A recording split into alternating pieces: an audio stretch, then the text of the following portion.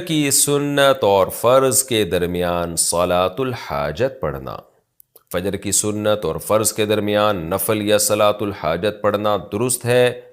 بختاج صاحب دبئی سے، نہیں جناب درست نہیں ہے۔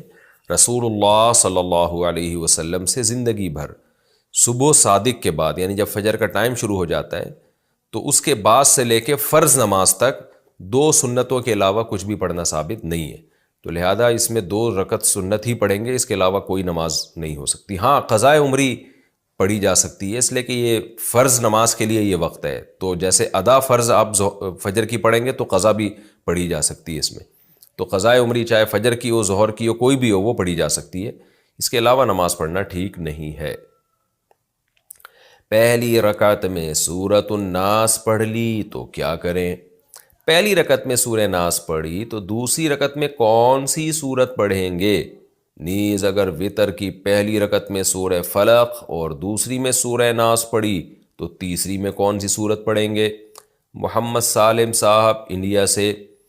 محمد سالم صاحب، صحیح سالم بات تو یہ ہے کہ ترتیب سے صورتیں پڑھا کریں، ترتیب سے، جیسے پہلی رکعت میں سورہ فلق تو دوسری میں سورہ ناس، لیکن اگر کسی نے اس کی ترتیب کے خلاف بھی کر لیا تو کوئی گناہ نہیں ہے، خاص طور پہ جب بھولے سے ہو جائے۔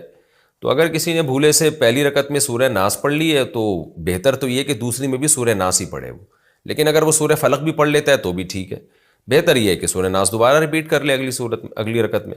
اور اگر وتر کی پہلی رکعت میں سورہ فلق اور دوسرے میں سورہ ناس پڑھی تو تیسری میں سورہ ناس پڑھ لے، دوبارہ پڑھ لے، نہیں تو قل ہو اللہ پڑھ لے دوبارہ، تو اس میں کوئی ایشو نہیں ہے۔